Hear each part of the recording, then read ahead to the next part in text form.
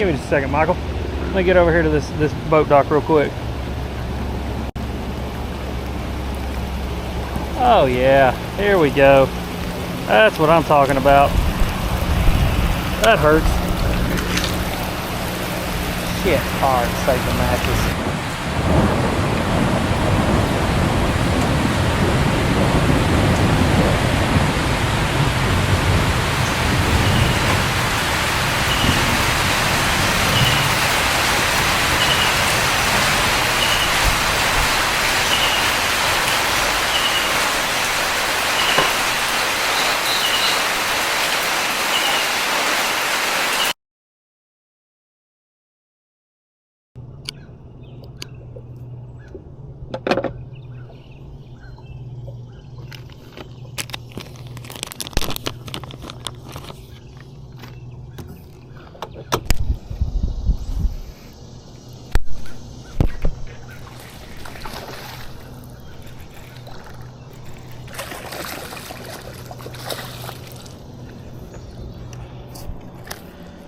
Heck yeah. A little bite there. A little dude. Ain't a giant, but it's a fish. Made the quick switch. He slung the bait, but made a quick switch over to the Berkley pit boss. I'll show you the color we're using. Got that bite, so. Heck yeah. Thanks, buddy. Heck yeah. Dang on pit boss, man. It's a bite getter. So let me show you the color we're using. This one right here, it is Pit Boss. This is Perfection Blue Flake. This is an interesting little color. It's like a very muted yellow with a blue flake back, and it's crazy when you put it in the water how much it looks like a bluegill, especially like these shell crackers. This looks like a bunch of shell crackers in it, and it looks just like a little shell crackers with that orange and blue all over them. So been digging this thing. It's one of my favorite colors. There you go. Slick little color.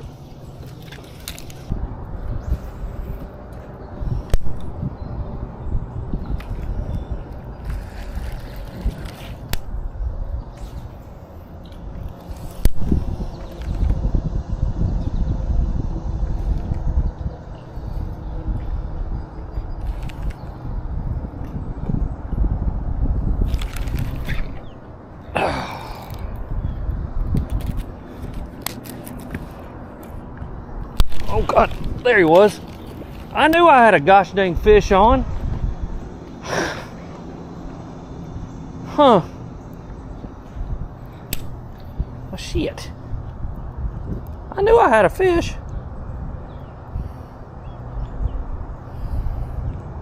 Hey.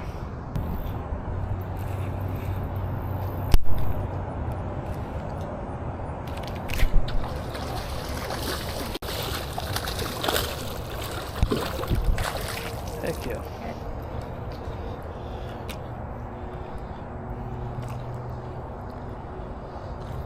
Hell yeah.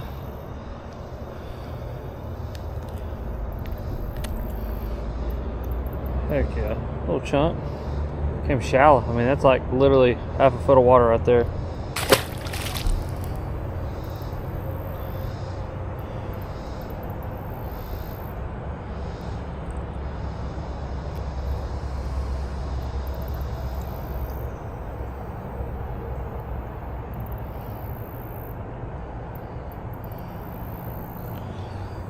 Hey, that little color.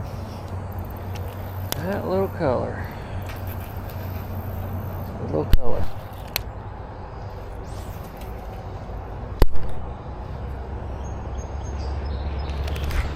Another one. Poor dude. I slung his guts out. Heck yeah. It's another one.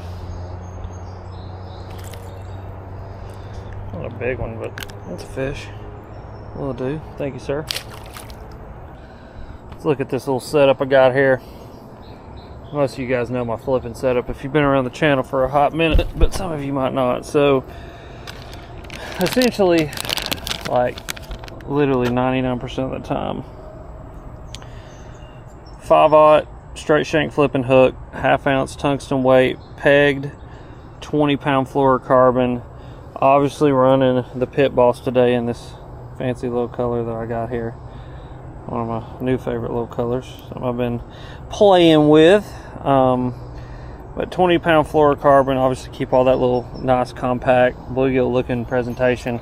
This is a 7.6 medium heavy. This is actually Hunter Shyrock's flipping stick from Abu Garcia. Hunter made a really good rod with this one. Revo SX, 9-gear ratio, and that's the setup. I mean, and it gets it done. Sticks them, does what it needs to do. I really like this medium heavy for flipping like this. I normally go with a heavy, but started playing with this medium heavy and really like it because it's got a little bit more bend. So, because I think what happens sometimes, especially when you're fishing a little bit heavier weight like this 1/2 ounce, you'll pop those fish's mouth open like when you hit them real hard like I do. And this medium heavy's got just a little bit more give, so it doesn't do that. But if you don't got a 7.6 medium heavy or whatever, I mean, fish with what you got. Heavy will work. I fished with a heavy for years. I mean, if you got a 7-foot medium heavy, use that as well. I mean, as long as you're hitting them hard. The biggest thing is just upsizing your fishing line, because as you guys have seen, I pulled a couple of these fish out of some pretty gnarly stuff, and so you just want to make sure that you've got the strength, that you're not going to be snapping your line, like when you hit one real hard, like I've been hitting them to bring them up out of this stuff. But that's the setup, ladies and gentlemen. Gets it done. Gets it done. Right here are bass literally blowing up on baitfish. What in the world? Yeah. So I have a question though. Why isn't there we go. Golly. That's a freaking big one too. Okay. Well, that just happened. Heck yeah. Oh, Michael. Lucky Michael again. That's 2 in a row. Lord have mercy. Heck yeah, dude. They come up there pushing them bait. I must have spooked those bait fish.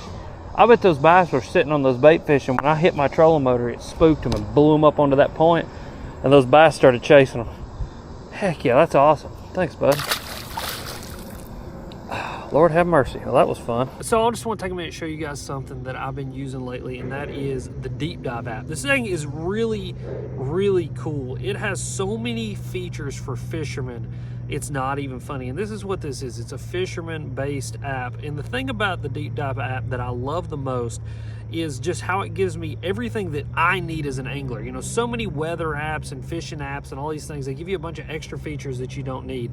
Well, me as a fisherman, I really care about the weather, the moon phases, the wind, those kinds of things. And one feature about this app that I absolutely love is the wind effect layer. And so there's a bunch of different layers that you can have, but the one I love is that wind effect layer. And so what it does is you can zoom in here and you can see the direction that the wind is blowing, as well as the bank that it's hitting and where it's going to have the most effect. So those orange lines are where the wind's actually going to be blowing into and have the most effect.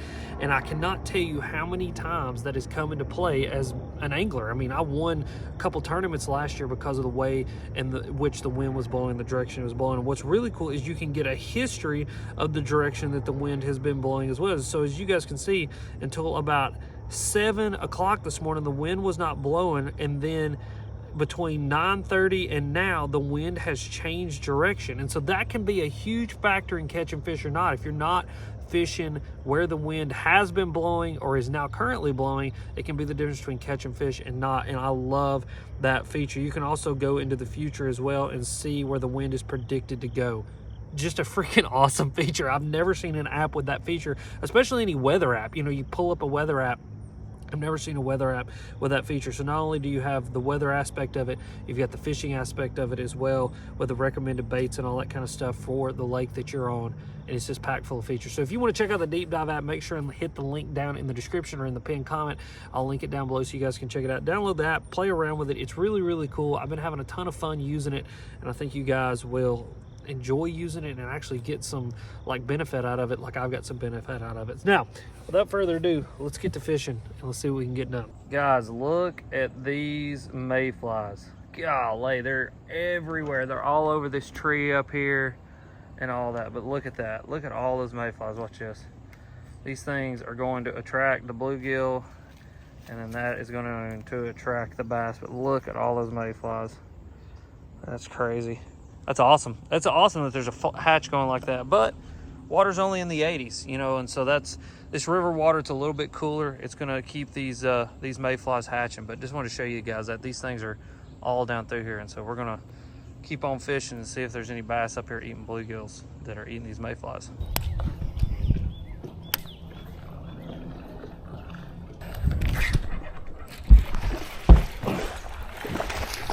Come here, you little fat tublin. I mean, my word, that looks like an up north fish. I'm gonna have to call Benjamin Nowak and send that one back to him. Man, I'm gonna have to see if there's a damn stamp on his ass from Michigan, because that boy right there, he's built all the right ways. Heck yeah, look at that little mouth, big old fat body. God, it's good to see healthy fish like that. And no, his ass does not have a stamp from Michigan, so we'll just put him back and leave him here. Go spread your genetics, little man.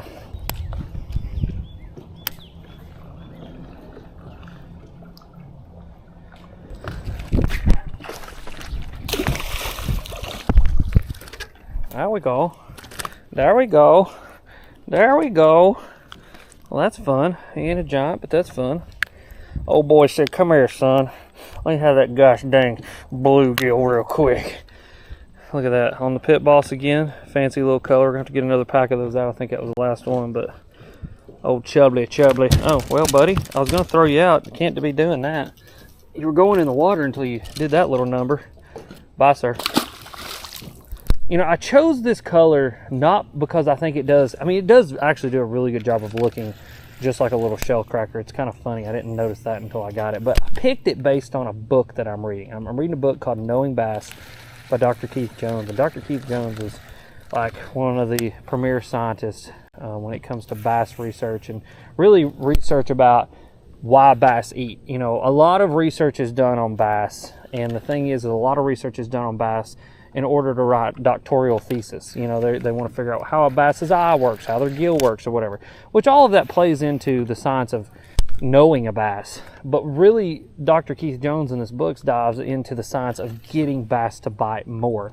And we as anglers, that's what we're looking for. We're not looking for research, you know, studies on the operational functionality of a bass's gill. What we're looking for is how do we take that science and how do we apply it so that we can get more bites as bass anglers. And that's really what this book is about. And one of the things he was talking about is the visual you know, part of a bass. You know, vision of a bass and how a bass sees things really determines a lot of what it eats, why it eats it, and all those kinds of things. And one of the things he talked about that fascinated me was that the bass see the world around them obviously differently than we do, but like almost like in a blur. And so, you know, when the water's a little bit more dirty and there's a little bit more blur in the water, it becomes harder for those bass to see what they're eating. But one thing that can really help them to key in on things is iridescence, and then also like any sort of like bright contrasting color, you know, something like a methylate or a chartreuse or something that has that, you know, that neon almost flash to it.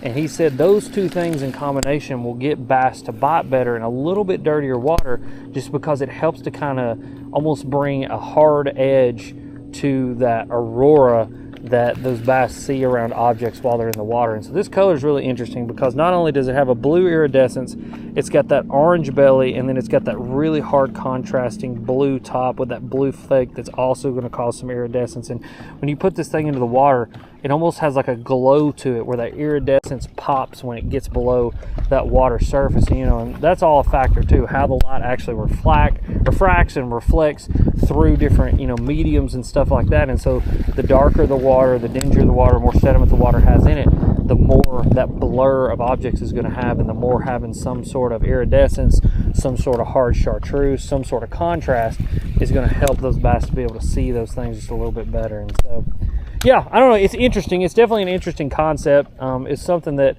I applied in picking my color today, and it's a color that I've been wanting to experiment with, and that obviously has been catching some fish. And there he was, a little son bitch. I watched him eat it. As you guys can see, they still want this thing. Pitch back in here and see if we can get that one to eat. But it's all factored into why I did what I did today. So very interesting. Just food for thought. Thoughts from the mind of a madman, like I always say.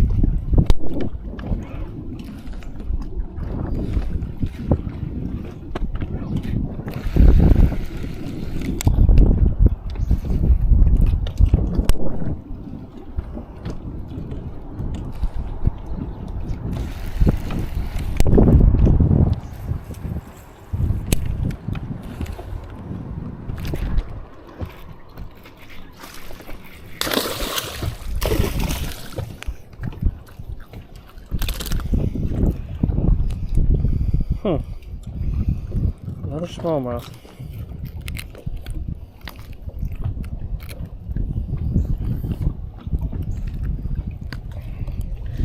Heck yeah, that's funny. A little smallmouth flipping. Don't catch me smallmouth flipping.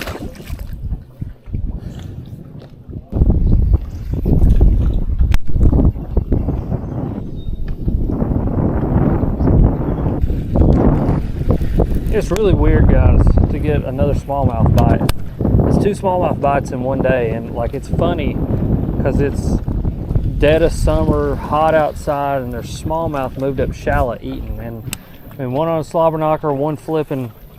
It's an unusual thing that you don't run into. It's also unusual because this lake is having a big issue with the Alabama spotted bass, and so seeing those smallmouth, I mean, obviously we'd have to do genetics testing or see if they had a tongue patch. I didn't really get a super good look at them, but both of those fish might have spotted bass genes in them. But to see actual brown fish in this lake is, I don't know, it's good unless they got the spotted bass genes in them. Then, you know, there's nothing you can really do about that. But 2 smallmouth, 1 trip, hot as it is outside, flipping, throwing a slobber knocker. Super interesting to say the least, but I ain't mad at it. All right, ladies and gentlemen, I think that'll do it. I believe that will do it.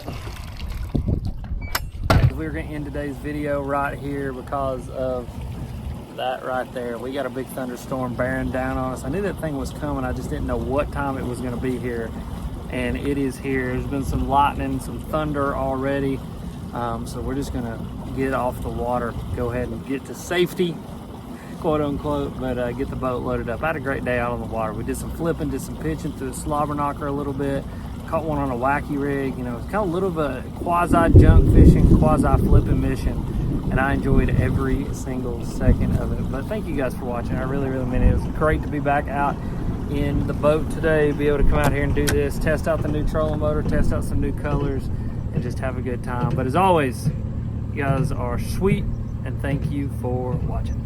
I told you she was about to get rough. I didn't know it was about to get this rough. Lord have mercy. Wait till I turn this corner right here and you see the sky. It is black. And this storm has come up on me fast too. Like, it is coming so fast and thundering and lightning. Maybe I can catch some of this lightning, but look at this when we turn this corner right here. This is a big storm. I mean, Lord have mercy. Yeah, that's a little rough right there, boys and girls. And I thought I was gonna get my boat home before it started raining, but I guess not.